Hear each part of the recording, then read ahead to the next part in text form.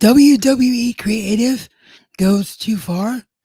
I will answer that question and break down all of my thoughts from this week's NXT coming up right now. Hi, how are you? It's great to see you. I am Josh Rosaskis. Welcome to the Entering Reality YouTube channel and my Facebook page. If you're here live, if you're watching the replay, thank you for checking that out as well.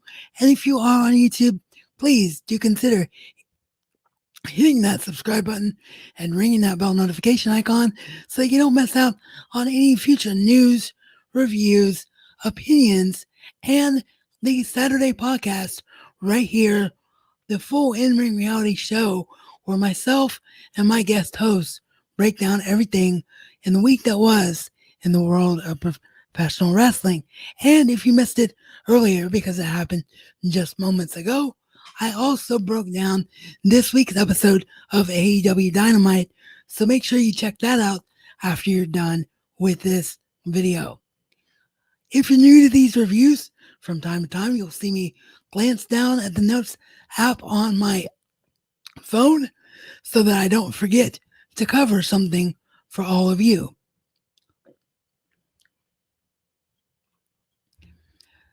The show kicked off with the announcement that Finn Balor has been removed from tonight's main event against the Velveteen Dream, as Balor has gone missing and his clothes are sort of everywhere in the NXT locker room. No one knows where Finn Balor is. So, interesting storyline. Was this Walter and Imperium? Was this something else? I guess we'll have to wait and see. But the Dream is in the ring. He starts to cut a promo, angry that Finn Balor had dodged him, when all of a sudden, shock the system. The Undisputed Era's music hits, and oh my gosh, Adam Cole, baby, the NXT champion, is here live at Full Sail. He is out of quarantine. This is the first time we've seen him since all of the stay-at-home orders went down. He's alongside Bobby Fish and Roderick Strong, as unfortunately Kyle O'Reilly is still injured and not cleared to compete, but he's beside his Undisputed Brethren, who then proceed to beat down the Velveteen Dream, only to have the Dream saved by an unexpected ally, a man who's had his own issues with the Undisputed Era in the past, and that is current North American champion, bask in his glory, Keith Lee. So it's set up for later on in the evening. The main event will be the Velveteen Dream and Keith Lee versus Roderick Strong and the NXT champion, Adam Cole, baby.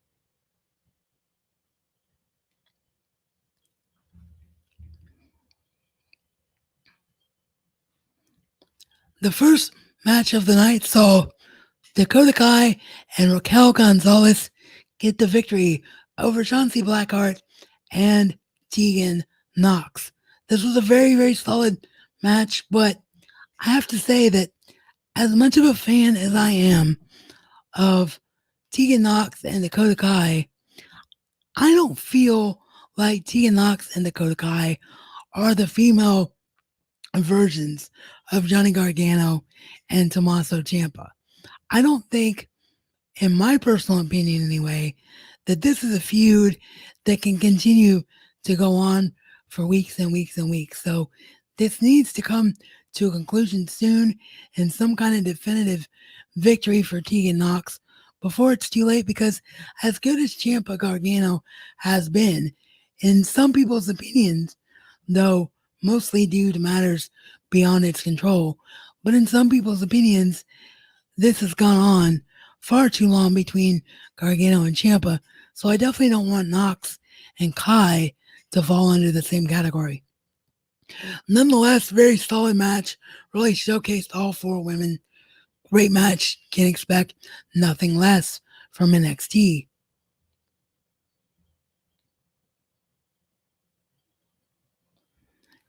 Next up, it was the first match in the interim Cruiserweight Championship tournament for the evening, and this is where the title comes from because this was the first of the three matches still guaranteed by WWE to be allowed to be worked by Drake Maverick.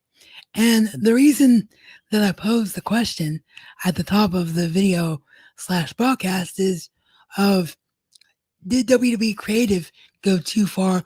Which, by the way, side note, I do apologize for using the wrong version of 2 in the thumbnail. I did not realize that until I got on here on the StreamYard to make the title for YouTube and Facebook and realized they used the wrong version. So again, sorry for the spelling error.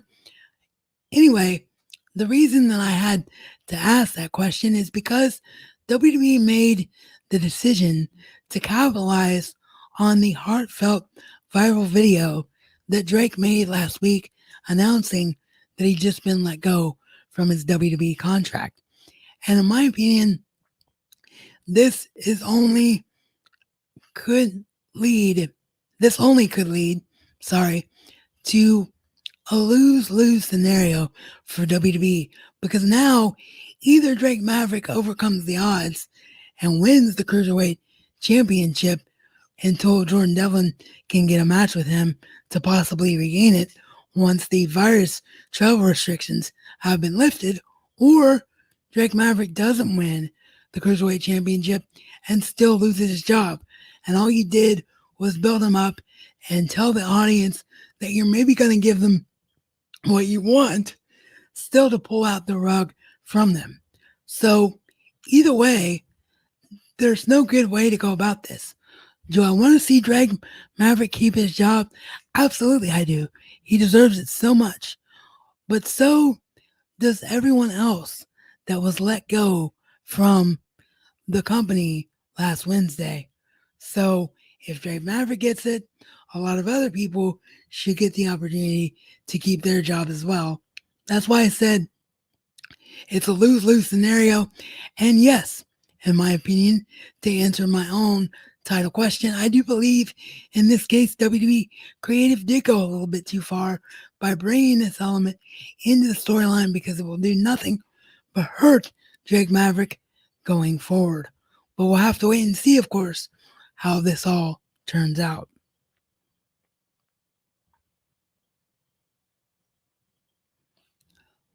We didn't see a Damian Priest promo package on North American champion Keith Lee, talking about how Keith Lee is scared of him, how he's dodged him. And those two have a match set for next week for the North American Championship.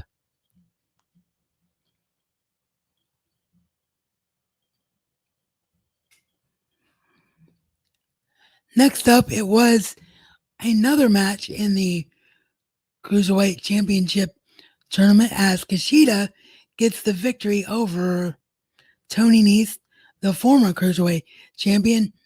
Really solid match. Really did a good job of actually making you believe at certain points that Nese was going to get a victory here. But of course, we all know Kushida did. Kushida is expected by many to be among the favorites of this tournament. So no surprise at all that he gained the victory here. So congratulations to the time splitter, Kushida, in a very, very good match, as I said.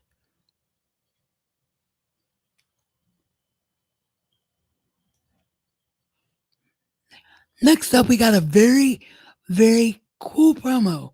Like, some people were kind of iffy on this, but I thought this was a great promo package with Johnny and Candice. The first time we've seen Candice as a full heel. And they talked about their motivations being very similar and the fact that they're tired of doing things the right way, tired of doing things to please the fans and please everyone. And they just want their chance to be in the sun and to be the first married couple to rule over NXT together as NXT Women's and NXT Champion, respectively. I really like this because Candice and Johnny were just talking to each other for real. and just talking like a real married couple. And then we had the cup from the Gargano Ciampa one final beat street fight on the table, which is gross, of course, but also perfect for the characters. So I thought it was extremely, extremely well done and exactly what should have happened, in my opinion. And the really interesting part here was that they did like little glitches and little things that made sounds similar to kick or eat. And during those flashes, Gargano and LeRae seemed to have gone a little bit darker than even we were expecting them to go. So it'll be really interesting to see how far down the psycho rabbit hole they push these two.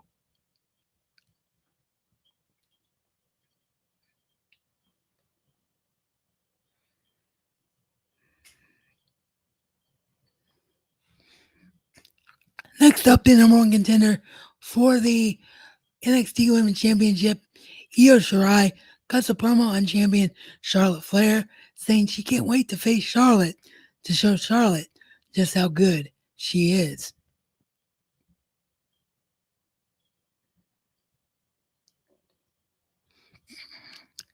Next up, the interviewer finds I always forget her name, so I'm just going to copy my friends at Wrestle Talk here and call her not Renee Young because she looks just like Renee, but she's not Renee. Anyway, she finds Drake backstage, and Drake is very subjective and says that his opponent was the better man tonight, and that his opponent, by the way, is. I think I forgot to say his opponent's name earlier, so just one moment, please.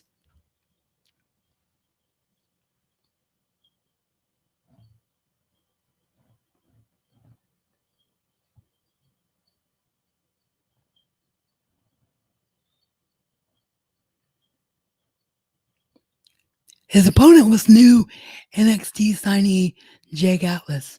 So Atlas was the one to defeat Drake, and then Drake puts over Atlas, says Atlas is great, and maybe everyone was right about him. And this is yet more example, in my opinion, of why creative went too far here, because creative literally put inside a promo for Drake Maverick to say maybe WWE should have fired me. So I don't like it at all. I don't think it helps Drake at all. We'll have to wait and see again how this all shapes out. But really did not like that line one bit and wish it wouldn't have been told to come out of Drake's mouth here.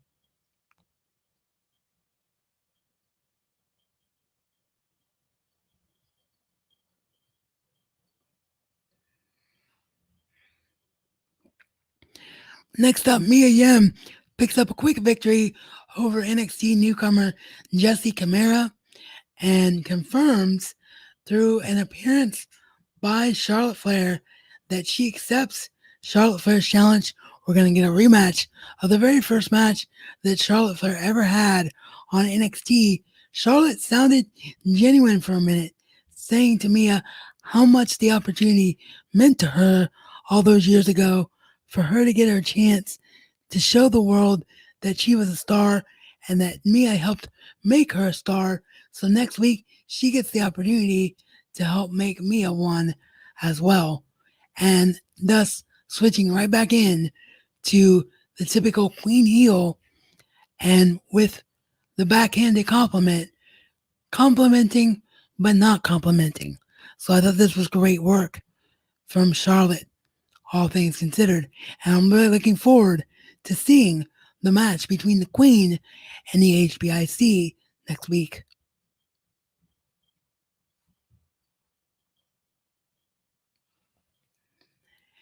In the final match in the Cruiserweight Championship Tournament of the night, the debuting Phantasma, Elidimo del Fantasma, I believe is how you say it, went over against Jack Gallagher. And this is the first time I'd ever seen Phantasma. Of course, Phantasma is one of the world's most decorated luchadors. Never seen him in action, though, before now. So, can't really comment on if I'm into him or not, but he did get the victory here. The more interesting thing was right before the final segment, which was the tag match that we mentioned earlier being set up, it was him backstage and he was attacked by the people in luchador masks that everybody kind of thought maybe it was him in charge of this luchador faction and that's the way they were going to go. I think this may have been a red herring and Phantasmo may be behind this group. He was leaning too much into the babyface tendencies in my mind a lot. So he really was leaning into it a lot, that is, and perhaps a little bit too much. I think it's just too obvious. It's just too obvious that Phantasma could be the leader. Maybe they'll swerve us and go in a different direction. Only time will tell. And then the show closed out with that main event of the Velveteen Dream and Keith Lee versus the Undisputed Era's NXT champion Adam Cole and Roderick Strong. Keith Lee gets taken out of the match by Damian Priest with a nightstick. Keith Lee has to go to the back because he can't breathe. And then all of a sudden, Dexter Lumis, for some bizarre reason, jumps up on to the ring apron and becomes Velveteen Dream's tag team partner. They're really pushing the crazy psycho Dexter Lumis right now. And apparently he's a babyface and likes Velveteen Dream and dislikes the Undisputed Era. Okay. I'm not quite sure where that is going with that, but nonetheless, he did help Dream get the victory here, although it was not without controversy because Lumis and Strong were actually the legal men. However, Dream pinned Adam Cole Bebe. So obviously they're going to utilize this as a way to grant Velveteen Dream his long-wanted shot at the NXT Championship.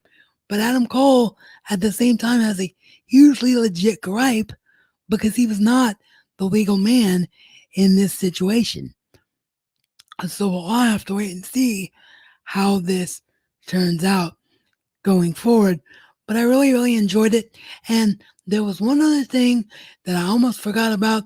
It's not in my notes, but it literally just popped back into my head.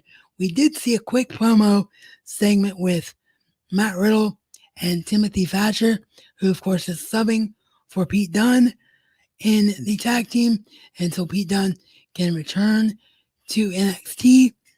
And he teased next week he's going to have something for the world to show the world what Timothy Thatcher is all about, saying that he gets lost in his deep blue eyes. And Thatcher's like, Riddle, my eyes are brown, thus referencing that he's more focused on Pete and not Thatcher. So it'll be interesting to see if they're planning a heel kind of thing for Thatcher when Dunne is able to return, or if this is just, Matt Riddle being funny Matt Riddle and forgetting who his partners are. So what happens next week? I don't know. You don't know. We'll have to find out together. So that's going to wrap it up for NXT this week. Do let me know what you thought about it in the comment section down below. If you're on the YouTube version, again, you can hit that subscribe button, the round subscribe icon when this video finishing processing, and you can check out some of my previous work here on the channel. And as I always like to say at the end of every broadcast/video, life is only as good as what you choose to make it. So make the choice to go out and do something great today.